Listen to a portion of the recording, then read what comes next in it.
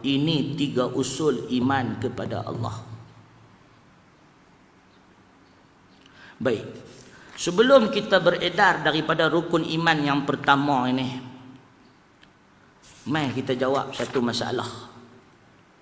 Bukan kecil punya masalah, masalah besar. Sebelum kita sebelum kita beredar ke masalah yang kedua, perbahasan yang kedua, beriman kepada malaikat. Masalah pertama, bab beriman kepada Allah, al-iman billah. Ada 3 masalah. Yang pertama, di manakah Allah sekarang? Allah sekarang kat mana? Yang pertama, Allah sekarang kat mana? Yang kedua, masalah yang perlu kita selesaikan. Kita nak kena jawab untuk diri kita dan untuk generasi anak-anak kita. Kerana kita tak nampak Allah, kerana kita tak boleh nak lihat Allah, dia maha ghaib. Dia tak boleh dilihat dengan mata kepala. Kita tak nampak dah. Bagaimana kita nak merasai kewujudan Allah? Anak kecil tuan-tuan, kita nak bagi dia takut dengan Allah. Dia tak nampak Allah, macam mana dia nak takut?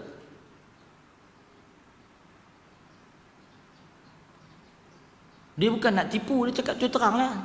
Kalau ada bapak dia pegang rotan, dia takut lah. Ni dia tak nampak Allah. Dia tak nampak malaikat dia pegang rotan. Macam mana dia nak takut? Macam mana kita nak bagi anak kita, macam mana kita nak bagi, bukan anak, kita sendiri rasa kewujudan Allah untuk kita takut. Tuan-tuan dan perempuan yang dikasihi sekalian, ini masalah yang kita nak kena jawab. Tuan-tuan boleh jawab masalah ni,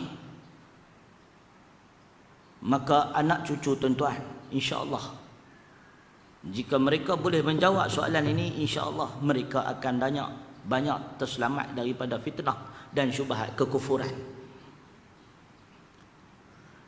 Sebab tu saya sebut semalam tentang perbahasan jahiliah akhir zaman, kekufuran di zaman moden, kekufuran versi moden. Kufur versi moden ni bermaksud, kalimah kufur itu sendiri kafara, kafir. Kufur bermaksud menutup sesuatu, menutupi kebenaran, mendustakan kebenaran, menolak kebenaran. Itu kufur. Muslimin dan muslimat rahimakumullah, saya sebut berkali-kali tuan-tuan, kita semua bernasib baik. Zaman kita maklumat tidak secambah sebanyak hari ini. Kalau kita zaman muda-mudi dulu, siapa-siapa yang duduk kampung lalu ke kawasan pokok getah dan sebagainya, dia tak takut apa. Zaman kita dulu, orang sebut kejahilan adalah nikmat. Ignorance is a bliss.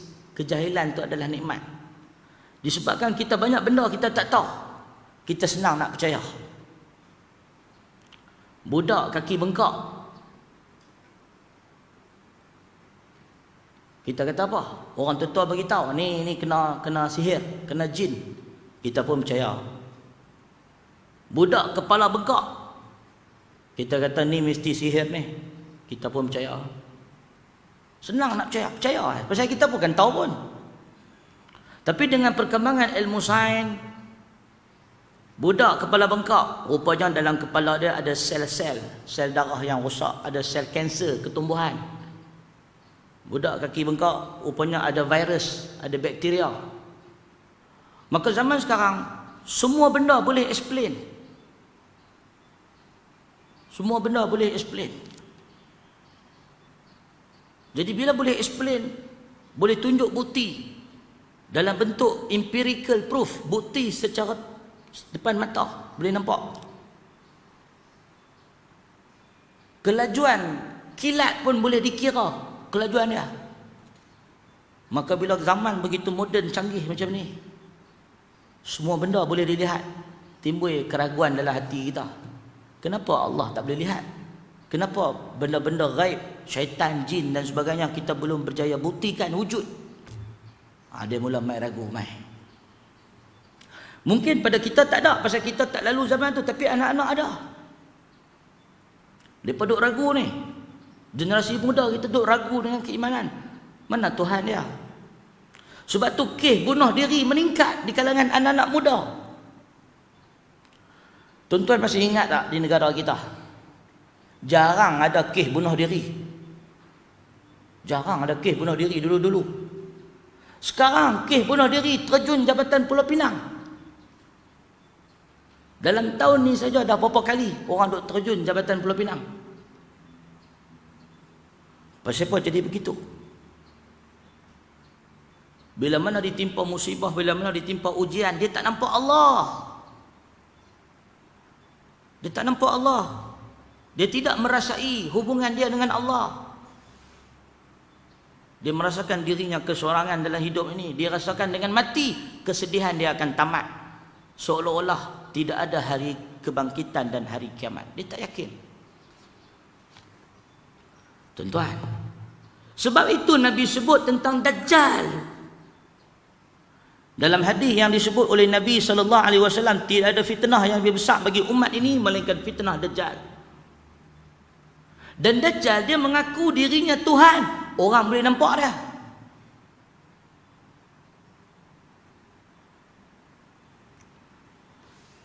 Bagi generasi kita mungkin Dajjal tak bahaya. Bagi generasi kita, bila ada Dajjal, satu orang mengaku dirinya Tuhan, kita gelak.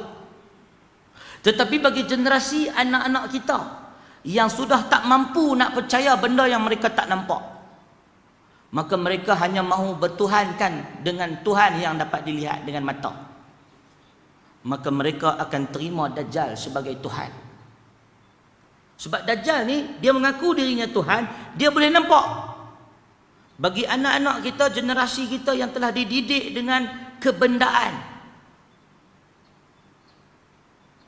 kalau hasil, mau nampak hasil tu, buat baik, nak nampak balasan secara depan mata, maka bagi generasi yang dididik seperti ini,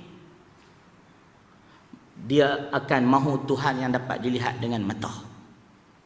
Maka sebab tu dia akan ikut Dajjal. Dan bagi Dajjal pula, dia bawa syurga dan neraka yang boleh nampak depan mata. Dajjal dia ada syurga, Dajjal dia ada neraka. Syurga dan neraka Dajjal boleh dilihat dengan mata. Maka anak-anak generasi masa depan yang telah dididik dengan kebendaan untuk nampak semua benda depan mata, dia boleh terima Dajjal. Dia akan masuk syurga Dajjal sebab dia nampak dengan mata. Syurga Allah dia tak nampak, neraka Allah dia tak nampak. Maka bagaimana tuan-tuan kita nak tanam dan nak didik anak-anak kita, generasi kita, untuk bersabar, bertahan dan percaya sesuatu yang tak nampak? Maka ia bukan proses yang mudah sehari semalam boleh buat. Ia adalah proses yang dilakukan oleh Nabi dengan nama tarbiyah. Tarbiyah. Untuk menjadikan seseorang percaya kepada benda yang dia tak nampak, kita memerlukan tarbiyah. Tarbiyah imaniyah. Jadi muslimin dan muslimat rahimakumullah, soalan tadi nak kena jawab. Bagaimana hendak merasakan kehadiran Allah? Manusia melakukan pelbagai cara untuk berhubung dengan Tuhan.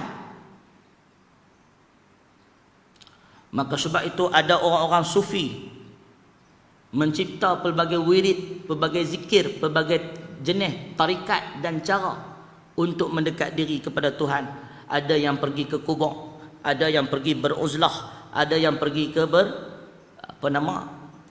bersuluk, ada yang pergi buat itu dan buat ini. untuk merasakan dirinya dekat dengan Tuhan. Ada yang pergi ke Mekah untuk merasakan kehadiran Tuhan dalam hidupnya. Soalan kita ialah, macam mana nak bagi Tuhan hadir dengan kita? Macam mana nak bagi Tuhan dekat dengan kita? Saya berharap ada jawapan yang ringkas, tetapi tidak. Yang pertama, untuk menjadikan Allah dekat dengan kita, Allah hadir dengan kita. Yang pertama ialah melepaskan pergantungan kepada dunia. Saya cuba nak cari jawapan lain yang lebih dekat dan lebih baik, tapi tak ada. Semua ulama salaf, Sufyan bin Uyainah meninggal pada tahun 198 Hijrah, Hasan al-Basri meninggal pada tahun 110 Hijrah, Muhammad bin Sirin meninggal pada tahun 110 Hijrah, dan ramai lagi para tabi'in, para salaf, para sahabat, semua sebut untuk merasai iman kena membebaskan diri dari kebendaan.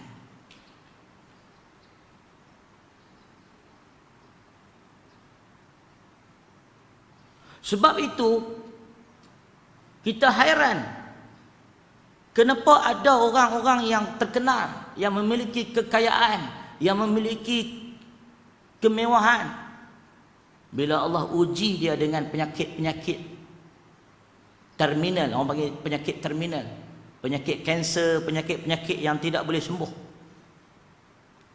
barulah dia berubat, barulah dia bertaubat, barulah dia berubah, barulah dia mendekati agama. Kerana manusia bila berputus asa dengan dunia, meninggalkan dunia, baru dia bertemu Tuhan.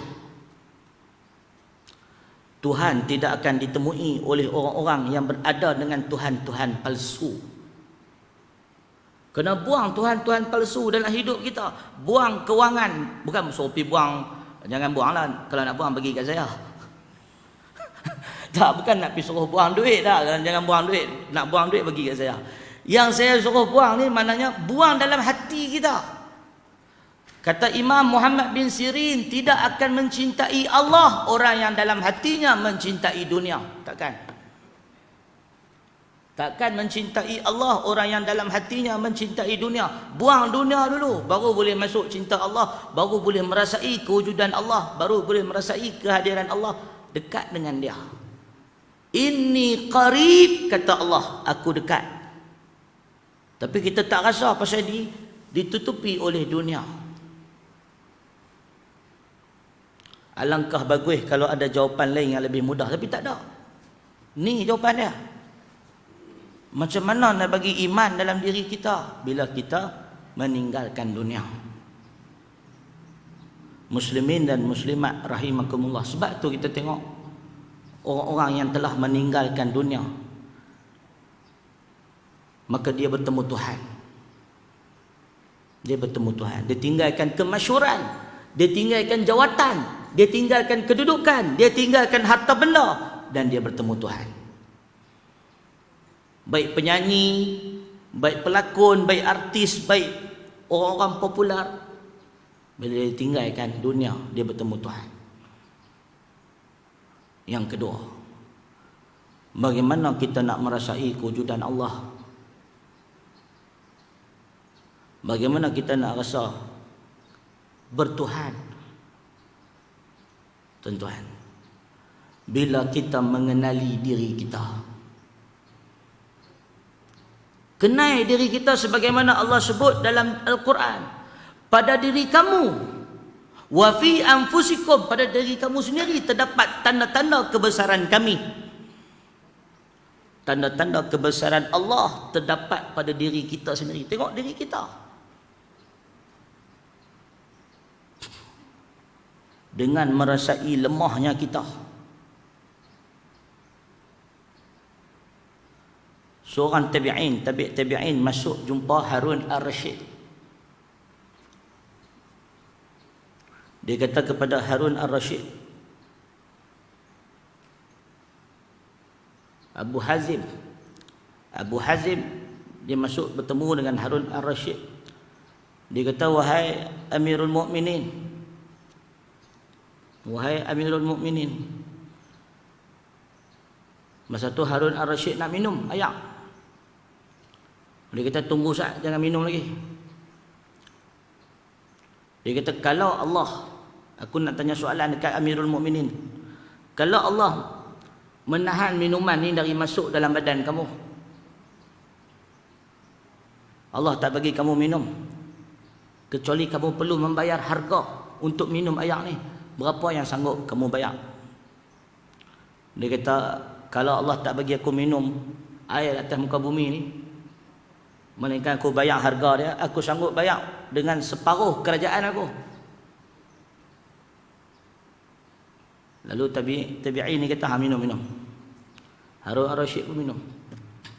Dah habis-habis minum, dia kata pula, wahai Amirul Mukminin, kalau air yang kamu minum Allah tak bagi kamu keluar air tu dari tubuh kamu, dah minum tak boleh keluar air, berapa pula sanggup kamu bayar kepada Allah untuk membolehkan air yang diminum tadi keluar dari badan kita jadi kencing, tak boleh kencing? Jawab Harun Ar-Rasyid, aku sanggup bayar separuh kerajaan aku. Kata ulama tadi, dia sebut, dia kata, demikianlah kerajaan yang besar tidak lebih bernilai di sisi Allah daripada nikmat segelas air. Tuan-tuan, macam mana kita nak merasa kehadiran Allah dalam diri kita, dalam hidup kita? Kenal diri kita, lihat diri kita, lemahnya kita ni. Kalau nyamuk mai ketik kita, nyamuk pun kita tak mampu nak halau. Nyamuk ba'udah, nyamuk pun kita tak mampu nak usir. Kita boleh ada tahu proses teknologi, alat dan sebagainya, kita tidak mampu menghidupkan walau seekor nyamuk atau seekor lalat. Kalau Allah bagi kita minum,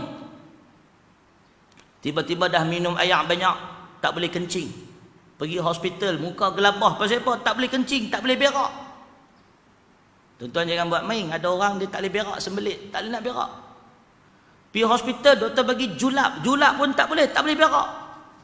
Sudah ada gelabah 3 hari tak berak, perut mula sakit, kepala mula pening, tak boleh berak. Bukan tak boleh makan, tak boleh berak, nak membuang tak boleh. Akhirnya kena buat siasatan, cek saluran perut dia. Rupanya ada masalah saluran perut. Nak kena apa pula? Nak kena buat pembedahan pula. Nak berak je pun tak boleh. Lemahnya kita.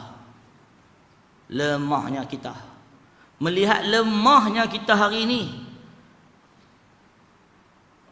Ada orang tengah bawa kereta, tiba-tiba ada bumper. Bawa kereta laju, bumper, langgak bumper. Dia pun terangkat kepala dia, terlanggak bumbung kereta. Tiba-tiba urat tengkok dia, tulang tengkok dia patah. Dia jadi lumpuh semua hidup.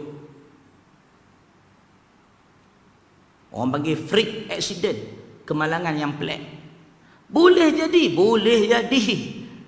Lemahnya makhluk, lemahnya kita. Dengan mengetahui lemahnya kita, kita akan rasa kebesaran dan kehadiran Allah Subhanahu wa taala. Sebab itu kata para salaf, manusia paling dekat dengan Allah ketika dia sakit.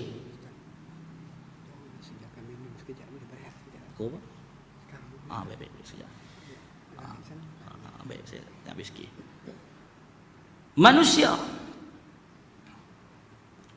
Manusia akan dekat dengan Tuhan ketika dia sakit. Masa hidup tak nampak Tuhan, bawa kereta, bawa motor, pergi kerja, tak nampak Tuhan. Jangan kata tak nampak Tuhan, masjid pun buat tak nampak.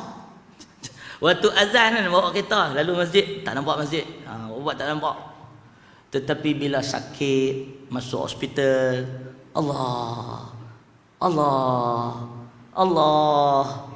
duk sebut nama Tuhan selalu kat mulut, Allah. Demikianlah manusia, dia mula merasai Tuhan bila dia lemah dan dia sakit. Jadi tuan-tuan dan puan yang dikasihi sekalian, kalaulah ada jawapan lebih baik, saya akan cuba bagi, tapi tak jumpa. So bilakah kita dekat rasa kehadiran Tuhan? Nak beriman dengan Allah, Bila kita telah menghilangkan dunia dari diri kita, dan bila kita lemah, kenal diri kita, lemah kita. Bila mana kita makhluk merasai kelemahan kita, barulah kita dekat dengan Tuhan. Maka sebab itu tuan-tuan, makhluk bila dia kuat dia sombong, bila dia lemah baru dia kembali meyakini kebesaran Allah. Muslimin dan muslimat rahimakumullah, saya diberitahu oleh pihak pengurusan masjid ada disediakan makan atau minum atau sedikit rehat jamuan bagi